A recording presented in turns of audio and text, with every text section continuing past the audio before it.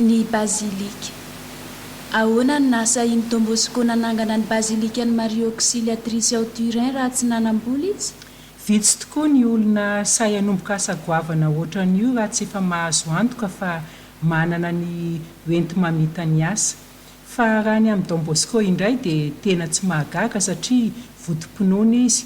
Nentiny amin'ny bavaka hatrany izay nataony ka rehefa nahazo antoka izy fa sitrapon'Andriamanitra ilay asa dia nirotsaka.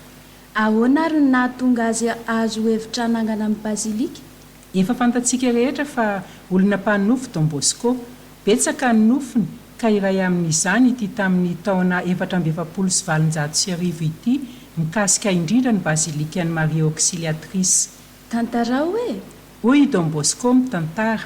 Nilaza tamin'ireo tanorako aho ny alahady faharoan'ny volana Oktobra fahafindran'ny Val d'Oco ny oratorio. Tsy azo antoka ny toerana, ny fitaovana ary ny olona ka sahiran-tsaina be ihany aho. Ny alina io na nofy aho ka toin'ilay nofy nataoko fahazaza fony ao mbola 7 taona teo eo ilay nofy. Na nofy aho hoe teo avoan'ny andihana liona manosy sy andihana ondry sy alika ary vorona isan-karazany hono aho. Miara mikotaba izy ireo sy miraondraona mova tsy ireny demony be manaitra sy mampivarahontsana ireo osaosa. Iny saika-andositra iny indrindra aho no indro ramatoa iray toa tsara toerana teo amin'ireo biby ireo, miendrika mpiandry-ondry nanome toromarika ahy hiaraka sy hitondra ireo andiam-biby hafahafa ireo. Dia indro izy nitari-dalana, dia indro nivezivezy tety sy teroa izahay ka intelo nijanona izahay ary isak'izay nijanona dia nisy tamin'ireo biby ireo no niova ondry ka nitombo hatrany ny isan'ny ondry. Ary rehefa nandeha elabe izahay dia tonga teo amin'ny saha iray indro ireo biby rehetra fa nitsambikimbikina sy niara-niroatra vilona, tsy nifanaikitra, tsy nifandramatra ihany koa. Vizaka ny dia aho ka saika hisitaka kely hipetraka teo amoron-dalana saingy natson'ilay ramatoa mpiandry-ondry mba hanohy indray ny dia. Vao niainga kely aho dia indro tody teo amin'ny tokotany malalaka be iray, nisy trano nisy varavarana betsaka. Nisy fiangonana tery amin'ny faran'ny tokotany tery. Teo vao tsikaritro fa efa niova ondry ny 4-5 bibidia dia nitombo be dia be ny isan'ny ondry.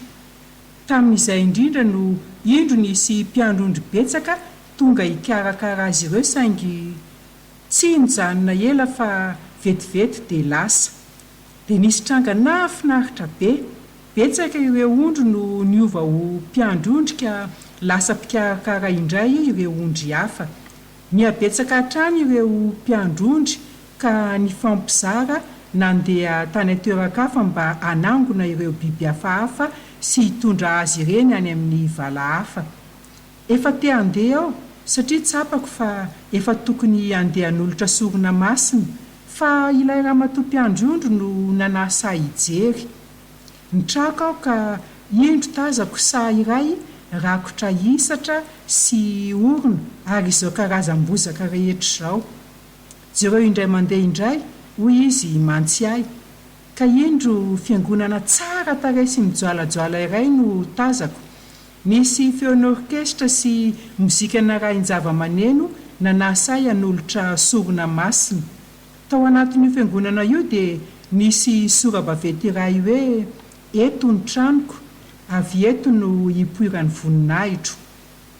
Mbola nitoy ihany nofoko ka te hanontany an'ilay ramatoa mpiandry-ondry izay nisy ahy aho, te hanontany azy koa ny dikan'ilay diabe nataonay sy ireo fijanonana ary ireo trano sy fiangonana samihafa. Azava aminao izany rehefa hatr'izay ka hitanao maso mivantana izay hitanao ao an-tsaina ankehitriny, hoy izy mantsy ahy. Fa tsapako ny fo aho ka niteny hoe mahita tsara aho ary mahita mivantana amin'ny masoko. Fantatro izay alehako sy izay ataoko. Tamin'izay indrindra no naneno ny lakolosy ny Araba Maria ny fiangonana Masinda François d'Assise ka taitra niaraka tamin'izay aho. io nofo io izany no antony nahatonga azy nanorina ny bazilika Maria Auxiliatrice. io no azo lazaina fa bitsika voalohany. Taty aoriana kosa dia betsaka ireo famantarana nampahazo antoka azy fa sitrak'Andriamanitra ny anorenany an'io bazilika io, ka na tsy nanana ny entina norina izany azy izy dia nirotsaka tamin'ny mpinoana sy tamin'ny pahatokisana tamin'ny fanorenana, ery ny faharany ny fitiavany an'Andriamanitra sy ny fitiavany any Masina Maria.